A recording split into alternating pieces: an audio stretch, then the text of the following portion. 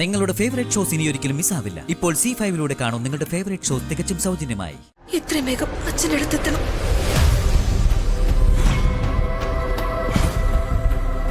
ഇവളെ അമ്മാവനെ ചെന്ന് കണ്ട് അവൻ ചാകുന്നതിന് മുമ്പ് ബില്ലടക്കാൻ ക്യാഷുമായിട്ട് അങ്ങനെ വരുമോ? അങ്ങനെ സംഭവിക്കാൻ പാടില്ല. കൃതിക എന്തായാലും അമ്മാവനെ വിളിക്കും. അമ്മാവൻ ഒരിക്കലും ആ കോൾ എടുക്കരുത്. അവളും അമ്മാവനും തമ്മിൽ ഒരിക്കലും കമ്മ്യൂണിക്കേറ്റ് ചെയ്യരുത്. ഇവിടെ നടന്ന സംഭവങ്ങളൊന്നും അമ്മാവൻ ഇപ്പൊ അറിയാൻ പാടില്ല. അതൊക്കെ ശരി തന്നെയാ. പക്ഷേ അവന്റെ കയ്യിലിരിക്കുന്ന ഫോണിൽ വരുന്ന കോളുകള് ഞാനെങ്ങനെയാ? അമ്മയുടെ തലനിറച്ച ബുദ്ധിയല്ലേ, എന്തെങ്കിലും ഒരു ബുദ്ധി പ്രയോഗിക്കേ.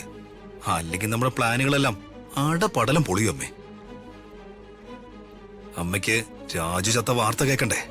വേണം. അവൻ ചത്താലേ എനിക്ക് സമാധാനാവൂ.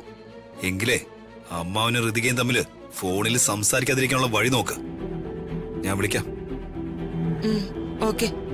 ആമേ, അമ്മ ഞാൻ പറഞ്ഞതുപോലെ ചെയ്.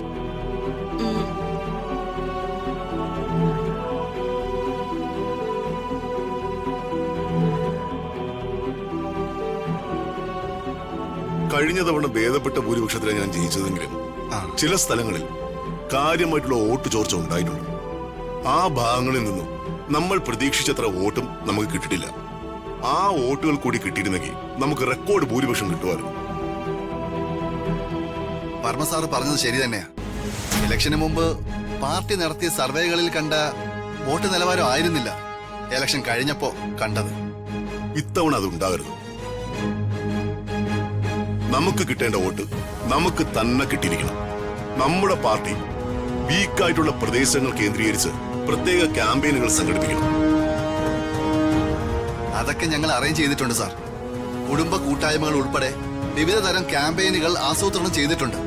മാത്രമല്ല, നമുക്കിതുവരെ ഒരു വോട്ടും കിട്ടാതിരുന്ന അംബേദ്കർ കോളനിയിലെയും പരിസര പ്രദേശങ്ങളിലെയും എല്ലാ വോട്ടുകളും ഇത്തവണ നമുക്ക് തന്നെ കിട്ടും. അത് അവര് വാക്ക് തന്നിട്ടുണ്ട്. സാറിന് ഓർമ്മയില്ലേ?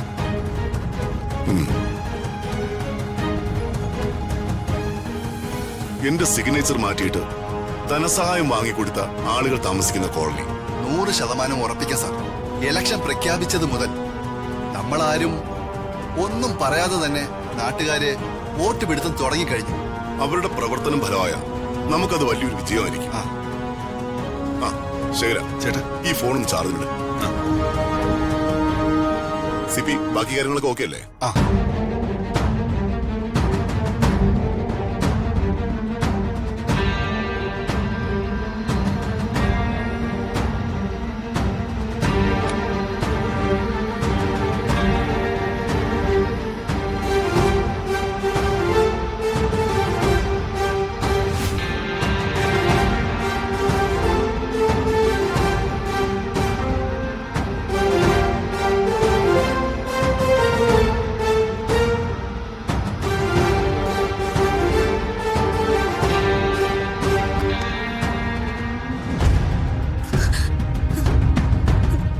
ദൈവമേ, അച്ഛൻ ഫോൺ എടുക്കണേ.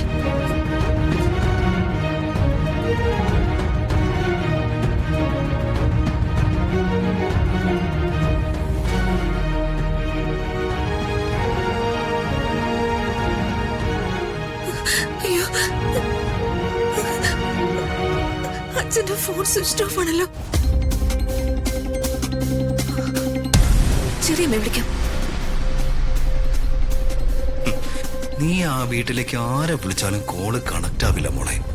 അതിനുള്ള പണികളൊക്കെ എന്റെ അമ്മ അവിടെ ചെയ്തു വെച്ചിട്ടുണ്ട്. അയ്യോ, ഇനി എന്ത് ചെയ്യും? ഇത്രയും പെട്ടെന്ന് ബില്ലടച്ചില്ലെങ്കിൽ വീട്ടിലേക്ക് പോവാം. രാജു രാവിലെ എത്തുമെന്ന് അറിയാവുന്നതുകൊണ്ട് അച്ഛൻ ഇറങ്ങിക്കാണില്ല. എത്രയും വേഗം അച്ഛൻ്റെ അടുത്തെത്തണം.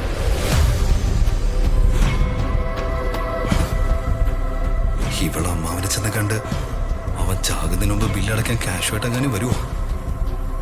അങ്ങനെ സംഭവിക്കാൻ പാടില്ല.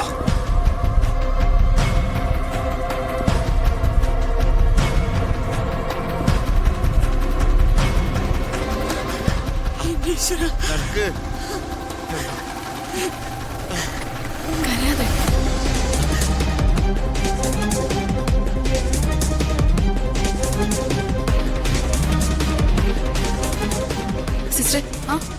രാജു എന്ന പേരുള്ള ഒരു ചെറുപ്പക്കാരനെ അഡ്മിറ്റ് ചെയ്തില്ലേ കുറച്ചു മുമ്പ്? ആളെവിടെയാ? ഏതാ ആക്സിഡന്റ് കേസാണോ? അതെ സിസ്റ്റർ, എന്റെ മോന് കുഴപ്പമൊന്നുമില്ലല്ലോ. അവൻ എവിടെയാ ഇപ്പോ? എനിക്കിപ്പോ അവനെ കാണണം. എവിടെയാ എന്റെ മോൻ? പറ സിസ്റ്ററെ, എവിടെയാ അവൻ?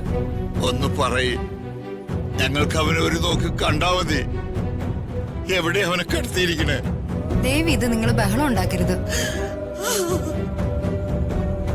ഇതൊക്കെ നിങ്ങളുടെ മകന് നടത്തേണ്ട ടെസ്റ്റുകളുടെ സാമ്പിളുകളാണ്. വേണുട്ടാ, അവന് എന്തോ വലിയ കുഴപ്പമുണ്ട്.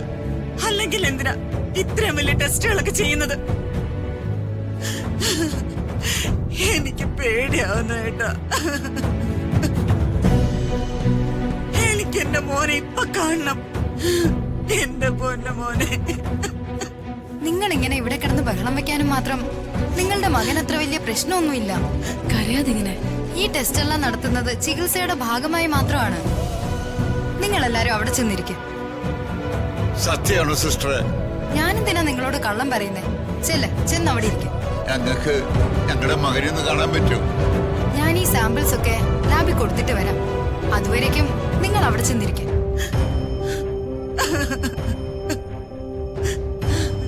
വേണുചേട്ടാ, വാ അങ്ങോട്ട് നിൽക്കാം. ഞാനേ പേടിച്ചുപോയി. നീ ധൈര്യമായിട്ടിരിക്കണേ. നമ്മുടെ മോന് ഒരു കുഴപ്പവും വരില്ല. നിങ്ങൾ രണ്ടുപേരും വന്നേ. വാ വാ വേണുട്ടാ,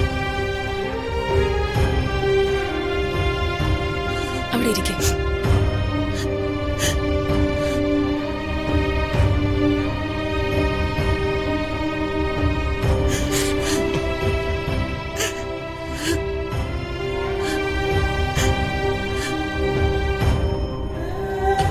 വിഷമിക്കാതെ വേണുട്ടാ, ഒന്നും ഉണ്ടാവില്ല.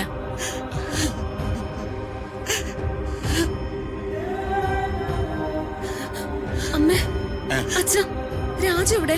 അവൻ എന്താ പറ്റിയ? നീ പേടിക്കണ്ട പ്രിയ, അവന് കുഴപ്പമൊന്നുമില്ല. ഇവിടെ വേറെ ആക്സിഡന്റ് പറ്റിയ ആളുകളുണ്ടെന്ന് തോന്നണേ. നീ ഇരിക്കേ. അവനെ നോക്കുന്ന നേഴ്സ് അവന്റെ ബ്ലഡ് എന്തൊക്കെയോ ടെസ്റ്റിന് അയക്കാൻ പോയിരിക്കുക.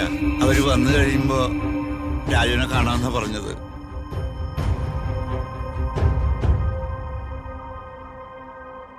ആ, സിസ്റ്റർ വന്നല്ലോ.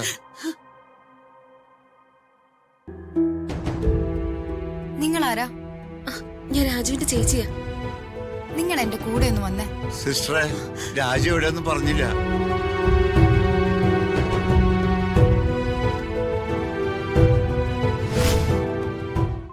ഡൗൺലോഡ് ചെയ്യൂ C5 ആപ്പ്. കാണൂ എല്ലാ എപ്പിസോഡുകളും സൗജന്യമായി.